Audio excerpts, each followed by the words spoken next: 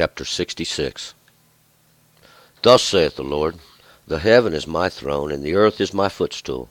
Where is the house that you may build unto me? And where is the place that may be my resting place? For all these things hath my hand made, so all these things came to be, saith the Lord. But on this man will I look, even on him that is poor and of a contrite spirit, and trembleth at my word.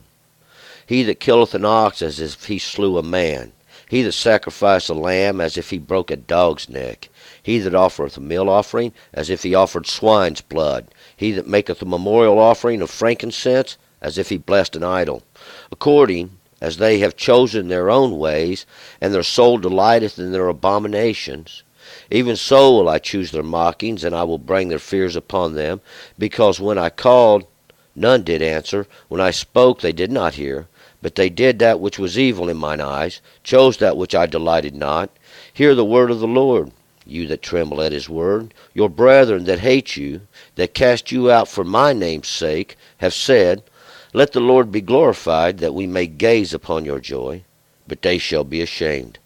Hark, an uproar from the city. Hark, it comes from the temple. Hark, the Lord rendereth recompense to his enemies. Before she travailed she brought forth, before her pain came she was delivered of a man-child. Who hath heard such a thing? Who hath seen such things? Is a land born in one day? Is a nation brought forth at once?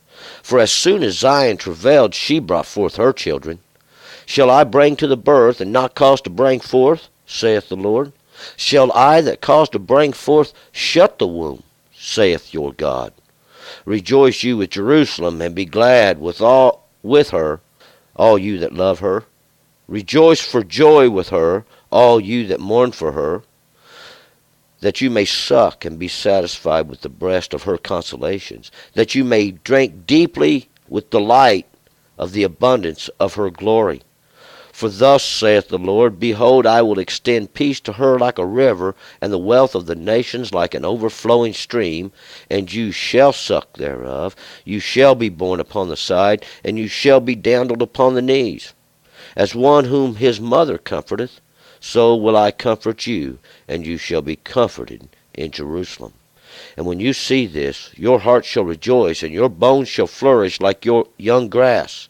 And the hand of the Lord shall be known toward his servants, and he will have indignation against his enemies. For behold, the Lord will come in fire, and his chariots shall be like the whirlwind, to render his anger with fury, and his rebuke with flames of fire. For by fire will the Lord contend, and by his sword with all flesh. And the slain of the Lord shall be many. They that sanctify themselves and purify themselves to go unto the gardens, behind one in the midst, eating swine's flesh, and the detestable thing, and the mouse shall be consumed together, saith the Lord. For I know their works and their thoughts. The time comes that I will gather all nations and tongues, and they shall come and shall see my glory. And I will work a sign among them, and I will send such as escape of them unto the nations, to Tarshish, Pul, and Lud, that draw the bow, to Tubal and Javan, to the isles afar off, that have not heard my fame, neither have seen my glory, and shall declare my glory among the nations. And they shall bring all your brethren out of the nations for an offering unto the Lord, upon horses, and in chariots, and in litters, and upon mules, and upon swift beasts, to my holy mountain, Jerusalem, saith the Lord, as the children of Israel bring their offering in a clean vessel into the house of the Lord. And of them also will I take for the priests and for the Levites, saith the Lord. For as the new heavens and the new earth, which I will make, shall remain before me, saith the Lord, so shall your seed and your name remain. And it shall come to pass that from one new moon into another, and from one Sabbath to another, shall all flesh come to worship before me, saith the Lord. And they shall go forth and look upon the carcasses of the men that have rebelled against me, for their worm shall not die, neither shall their fire be quenched, and they shall be an abhorring unto all flesh. Okay, let's go back up to verse 1.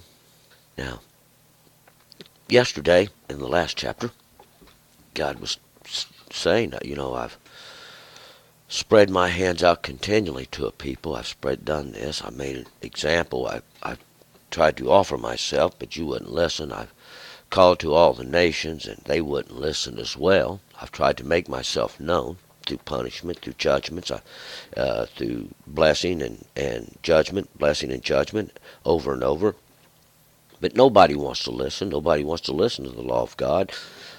But they want to make their high places and their places and go into these and act like they're holier than the Lord. They want to act like they're so holy that no one can understand anything. But God himself seen this. God seen that there was no place for a man to flee. There was no place for him to get understanding. So God himself done a work that would make him known. See, because God is one. God has been trying to reach out from the beginning to humanity, trying to make you understand that he is God and there is no other. But we had several similitudes that was used in the last chapter to show that God is going to bring a peace at the end of time in his understanding. See, but he is not going to leave those who deserve punishment unpunished, because God is going to destroy now the ignorance of man, this teaching of men, because God has poured his law out. God has put his law even on your heart. See, and this is the place where both will feed. Those that feed in a sense that you will be either nourished or you'll be starved. See, because he said, I will feed my servant, but you shall not eat. And that's what this means. You are nourished, but they are not. And we're talking about those ones who want to spread falsehood, want to teach for gain, want to teach for wealth. And that's who we've been talking about from the beginning. See, these are those that want to use God, and what they're doing is violating the law of God. They want to use it for gain, and there's many in the world, and they will find that even great associations set up even just for this purpose. But we're going to pick this up in verse 1, because we know, see, God's got judgment. God's revealed all this. God makes this known. See, their fat seat makes their self known. We have learned that in the prophecies as we went. And through the degradation of society, see, God lets you see that this ain't the truth. See, they do greatly, but the world does suffer. Verse 1, Thus saith the Lord, The heaven is my throne, and the earth is my footstool. Where is the house that you may build unto me? And where is the place that may be my resting place? All the heavens are his throne, and the earth his footstool. How could you build a house for God? Where would you put it? See, because it would take up more than the earth. See, all the heavens would be where his throne would be. So, unfortunately, a man can't build a house for God. See, in the end, we learn this. It just can't be done. See, because this is what they done for all their abominations. And what we're going to find, see, God has already done this. God has prepared a house. God has built his own too. For all these things hath my hand made, and so all these things came to be, saith the Lord. But on this man will I look, even on him that is poor, and of a contrite spirit, and trembleth at my word. For all these things hath my hand made. All these things, my house, all these things. See, I gathered the wealth. I caused it to be raised up. I caused them to build it up. I made it glorious. I made it mighty. Where is it now? See, God made it come. God made it pass. See, God does these things. Men don't accomplish nothing. That's why God's trying to let you know, see. But on this man will I look. On this man. See, God wants you to understand it's not about that. It's not about a great house. It's not about this place to go in and do this. It's about serving the law of God. It's about being obedient to the law of God.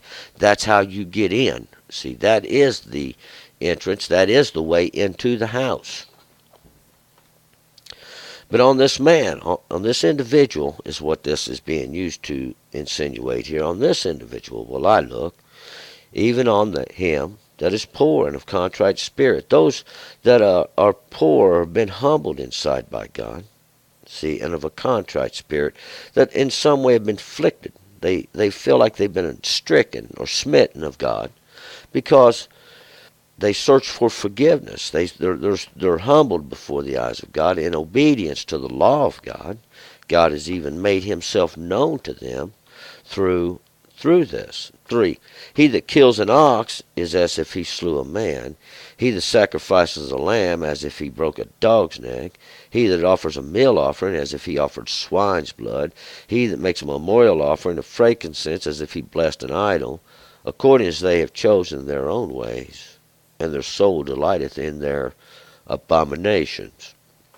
And at that time, this represented those who would stand up there and do all the, make some great big thing out of this. And basically what it was for was to get the money. And it was always about that, even from the beginning, see, because God made a separation, even in the flesh. He made a separation. God loves to separate. He makes separation in everything, and he separates. See, he separates those out, and the truth that depart, it's the knife that parts, and God does sit there, and he separates out. And that's really what we're talking about here. God has separated those that are looking for understanding of God, those that are trying to find God and seek out the law so they can be obedient and that God would bless them. He separated those from those that stand up there and want to rule over, that want to run their mouth and teach for gain. 4. Even so will I choose their mockings and will bring their fears upon them. Because when I called, none did answer. When I spoke, they did not hear. But they did choose that which was evil in mine eyes, and chose that which I delighted not. And this is what they did. Well, God poured out understanding. See, God poured out knowledge. But that's not what they chose. See, they chose to go the way of idolatry. They chose the way to go to the way that didn't please God, that way that was evil in mine eyes, and chose that which I delighted not. See, that's idolatry. They chose to do that. They chose to worship the image. They chose to get it between them and God, to block the light, to bring them into the shadows so they couldn't be seen. 5. Hear the word of the Lord, you that tremble at his word. Your brethren that hate you, that cast you out for my name's sake, have said, let the Lord be glorified, that we may gaze upon your joy. But they shall be ashamed. And for the reason that you stayed upon the law of God, and they couldn't see your God, they didn't have no understanding, they had to make something that they could see. See, that's what we're talking about. Those that cast you out for my name's sake, because that you stayed on the law. They have cast you out. So let the Lord be glorified, that we may gaze upon your joy. Now, this is your reward. Where will you be happy? We also see a great separation here. 6. Hark! Listen! An uproar from the city. Hark! It comes from the temple. Hark! The Lord rendereth recompense to his enemies. Hark! Listen! There's an uproar in the city. What city? Well, that city that represents the teachings of God, the understanding of the law.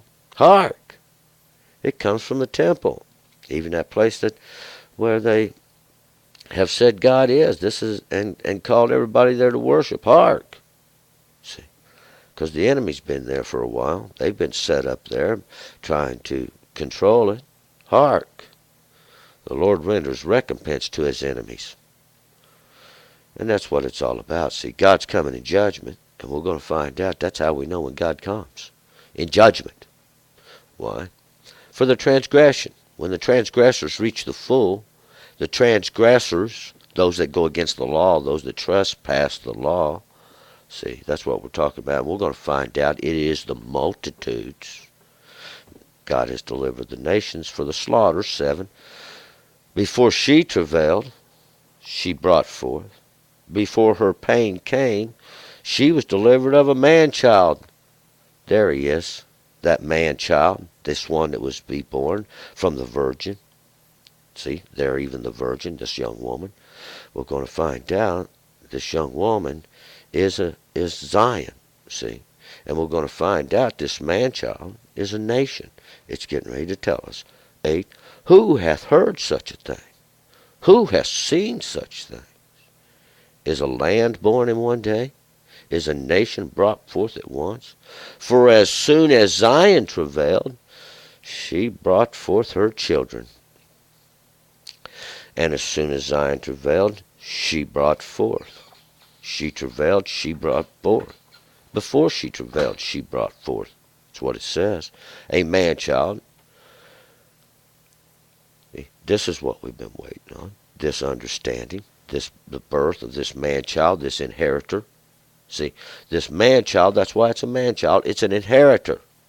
An inheritor, even a generation. A land born in one day. The one. One always means a beginning. It's the beginning. Day. I mean, that's a lesser understanding. That's a little understanding. That's a little understanding of light. See there, a day, a period of light, even one day.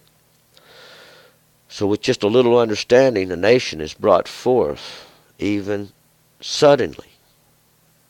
For as soon as Zion travailed, soon as she travailed, she brought forth her children, plural. It's a nation we're talking about, even those that are obedient to God's law. Those that have understanding, those that are receiving understanding, those that know who God is, know that He is God, and there is none other. 9. Shall I bring to the birth, and not cause to bring forth, saith the Lord? Shall I that cause to bring forth shut the womb, saith your God? So will you think God ain't going to cause to bring forth this birth? That God ain't going to cause this nation to be delivered? He did it before, remember? And they come in to inherit the land, not for their righteousness, though, but for the transgression of the nations that were already there. 10. Rejoice you with Jerusalem, and be glad with her, all you that love her.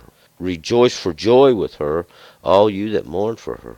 Rejoice you with Jerusalem, that God has chosen it, that God has chosen that place. And be glad with her, for all you that love her, for all you that love Jerusalem, all you that do, because this is her consolation. This is what her portion is. Rejoice for joy, all you that mourn for her. Have gladness in your heart, for God has chosen. 11. That you may suck and be satisfied with the breast of her consolations, that you may drink deeply with the light of the abundance of her glory. Suck and be satisfied. These are like the breast. This is like the understanding coming forth, knowledge being poured out, understanding coming. See, this is the abundance of her glory. And when understanding's poured out, we know that it's in wrath. See, it's always a wrath, a judgment against those that have tried to take over. 12. For thus saith the Lord, behold, I will extend peace to her like a river, and the wealth of the nations like an overflowing stream. And you shall suck thereof. You shall be borne upon the side, and shall be dandled upon the knees. Those that understand, those that have the understanding that God is going to bring judgment, that God is going to deliver. See, He does it through the law, judgment through the law, deliverance through the law. It's always going to be through the law. See, because this was the everlasting covenant that he made. And this covenant cannot be annulled. This covenant cannot be done away with. But all the covenants that men make, they are. 13. As one whom his mother comforts, so will I comfort you, and you shall be comforted in Jerusalem. Jerusalem, that place of peaceful teachings, as one. As in the beginning, when one's mother comforts him, so will I comfort you. Like a little baby that's being carried and being nurtured along. And you shall be comforted in Jerusalem. And this is where the law came out. This is where it came from, see. This is where God made the example. This is where God took his stand. 14. And when you see this, your heart shall rejoice, and your bones shall flourish like the young grass. And the hand of the Lord shall be known toward his servants, and he will have indignation against his enemies. See, when you see this, when you see God having indignation, see, that's what we remember. Listen, hark, what'd you hear in the temple? It was a commotion. It was a commotion in these high places they've set up. In the city, this great city even of Jerusalem, these teachings of peace. Why? Because God's rendering recompense, see. God's rendering recompense. And your bones, your spirit, that's what we're talking about here. Your essence should flourish like young grass, because why? God is going to make himself known. God is making himself known toward his servants. And he will have indignation against his enemies. See, these are those that contend with God. Those are those that get up there. I've been talking about them. They run their mouth without understanding, teaching you to get behind something, teaching you to bow down to something. All their little rituals, God commanded, don't do these things. God tells you what to do. You can do just like that, or you can pay for what you do. 15. For behold, the Lord will come in fire, and his chariots shall be like the whirlwind, to render his anger with fury, and his rebuke with the flames of fire. Judgment. Fire. And we know the fire comes from the law. The law has created the consuming fire, and this is the breath of the Lord that fans it. His chariots are his machines of war. They're like the whirlwind. This is that stirring up confusion. See, it stirreth up confusion, no understanding, to render his anger and his fury.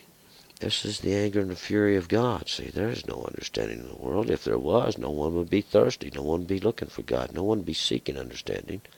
Why? It would be poured out upon them. See, but God put the law in your heart. God gave you this, and whether you know it or not, God has poured out upon you already from your birth. He's done all this to make it known unto you. He's done all this so that you could see and open your ear. 16. For by fire will the Lord contend, and by his sword with all flesh. And the slain of the Lord shall be many. And the slain shall be many, see. For the nations he has gathered together for the slay. The nations. He said, I will give nations for you and peoples for your soul. For by fire will the Lord contend, by the law, by his word, and his sword. This is his word. Words. Every word that come out of God's mouth. Just like he said, none of his words fall to the ground. See, none of his words are going to become these ankle breakers that men cast out. 17. They that sanctify themselves and purify themselves to go into gardens, and behind one in the midst, eating swine's flesh, and the detestable thing and the mouse shall be consumed together, saith the Lord. And that's what's happening. And that's who he's coming out against. These are those that are slain. They that sanctify themselves and purify themselves to go into gardens. See, they sanctify themselves for this purpose. They set themselves aside for this purpose. They wash and make themselves clean for this purpose. To go into these gardens. these pleasant places they've made, these places they've set up. See, these little gardens represent these places under every leaf of tree. These gardens, these high places. Behind one in the midst, there's one in the center. Was the beginning of it all here, right here. This is the beginning of it all. They stood something up in the midst of this garden. See, and it cast a little shadow there. That's where they're at. They're around there behind it, see, in the shadow. They're out of the light of God. They're trying to make themselves unknown, trying to hide themselves, eating swine's flesh. Swine's flesh. Yeah. See, God made an example here. God divided the flesh. God separated. God loves to separate. He separated the clean from the unclean. He gave us the law of separation. See, that parteth the hoof and cheweth the cud. See, that law that separates the clean beast from the unclean beast. Why? So you could say that the law is what separates. See, it's the law that separates. The law parteth, see, and divideth from those that obey, from those that do not. And that's who we're talking about, those that do not. And the detestable thing and the mouse shall be consumed together. This abominable, this that is nasty, this that shouldn't be partaking of. This is what they desire, to do that which they're told not to do. It's a sickness, it's a nastiness in the earth. And the mouse, Akbar, is this probably more like a rat. It attacks. See, this thing attacks. It's not like a little mouse that just runs along, but maybe this one attacks. And it's very similar to the word akhbish, which is the spider. And it makes the web, see, and the entanglement of the web. And this is that which attacks, even that which is entangled. They'll both be consumed together. Why? God's made a separation. God divided. God has prepared even. See. 18, for I know their works and their thoughts. The time comes that I will gather all nations and tongues, and they shall come and shall see my glory. Because God knows their works. See, he's been here from the beginning watching the whole thing. You just got here. You just got here. Why, how long you been here? 40, 50, 60 years? 100 years? Some of you maybe longer. But that ain't nothing. God's been here for the thousands. See, you can't measure your time like that. God does, though. God's been watching them forever. And the time comes that I will gather all nations and tongues, and they shall come and shall see my glory, saith the Lord. Shall see my glory, my greatness, what I have done. See, because God makes an example every so often, and God sets it up. God makes it known. God does this. It's been going on forever. They setteth it up. They bring it down. That's the way they does it. God causes them to set it up. God causes them to tear it down. See, God's doing it, though. God's controlling it. God raises it up. God tears it down. 19. And I will work a sign among them, and I will send such as escape of them unto the nations, to Tarshish, Pul, and Lud, that draw the bow, to Tubal and Javan, to the isles afar off, that have not heard my fame, neither have seen my glory, and they shall declare my glory among the nations. So, and God's going to do this. God is he's done it. It's done. And those that escape of them, God scattered them out. God scattered them out. They're escaping. Why? Because God is destroying. This is the work and this is the sign. God has brought destruction. He's bringing destruction. Why? Because you turned from God. You did evilness. You did wickedness. This is the sign. And those that escape to the nations of Tarshish, those yellow stones, that's what Tarshish means, those yellow stones. It looks like gold. It ain't gold. Pul Poor is those that distinguish, and that is which makes distinguished. Lewd. This is strife, and that's how they make themselves distinguished. They're producing this strife through the work of their mouth. See, they draw the bow. Draw the bow. They bend it like a weapon. They bend it back to let go the arrow. To Tabal and Javan. And Tabal is a place where you will be brought. You will be brought. And Javan is that where the wine. It's like wine but it's not really the wine. It's the effects of it. The effects of wine is what we're talking about. Because you're going to be made drunken. This is the place you're brought to. To the isles far off. That's where you're scattered out to. All these places that have not heard my fame, neither have seen my glory, and they shall declare my glory among the nations. And you will declare the Lord's glory. See, that's what God's done this for. Those of you that have escaped, those of you that have been scattered out in all the earth, God has set you there for a reason, so you can declare God's glory. This is the work of God. Witness. Witness it. God has done this. God has made himself known to all the earth. 20.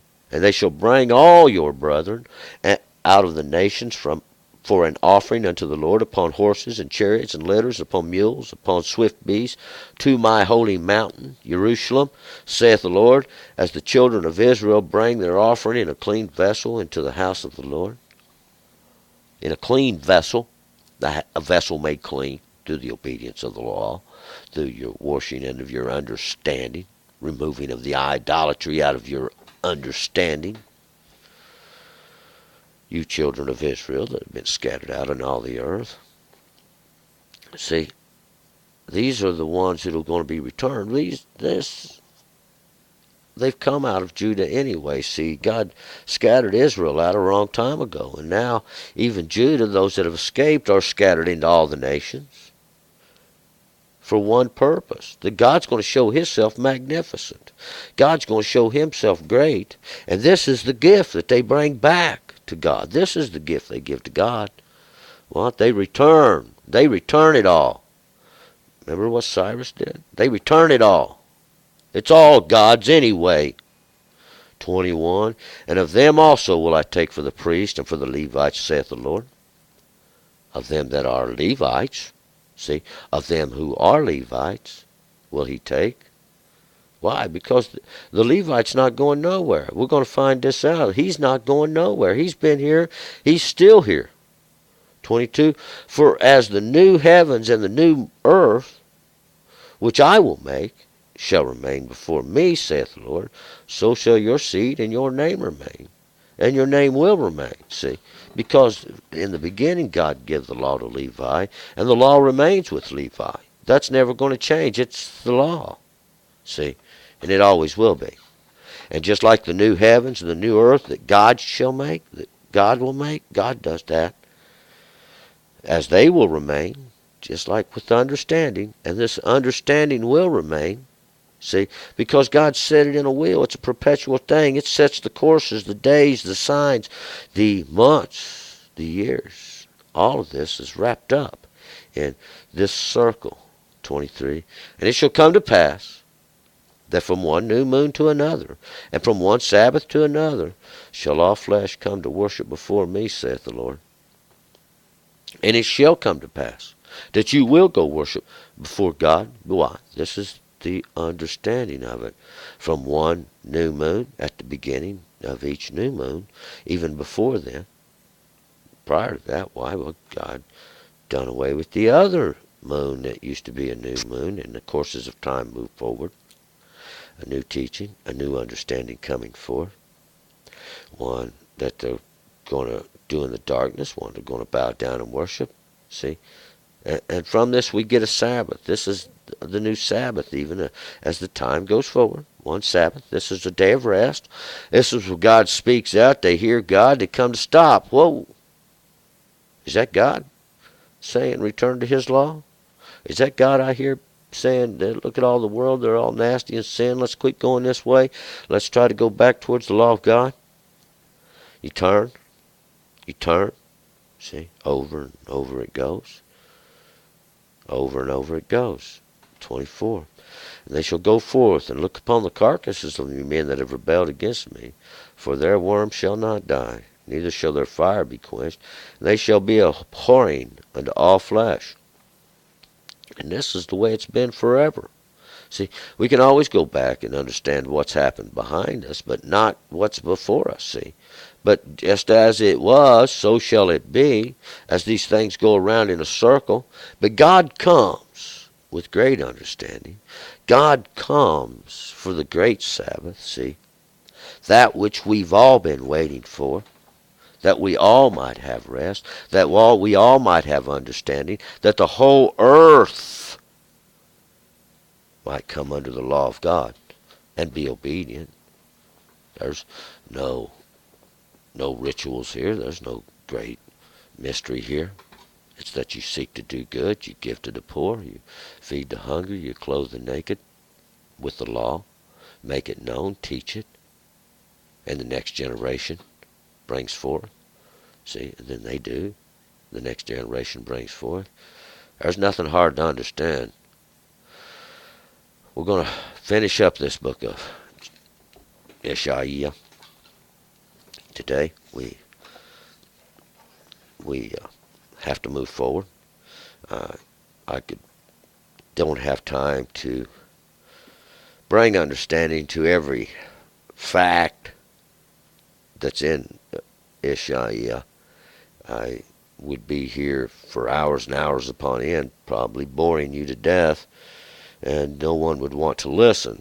So I try to move as swiftly as I can and bring as much of the full intent forth as we can. God has been trying to reach us for a long period of time. He wants you to have understanding. He don't want you to be ignorant. God wants you to know it's the law that saves you. It's the law that will bring you close to Him. It's the law that washes you clean. It's the law is your raiment. It's all about the law. He gave you the law in the beginning, not for a rule, but for your protection, for your own good. He said, keep it and live. And we bid you that you return and return. All right, we're going to move forward. We're going to go to the book of Zephaniah, and we hope to see you there.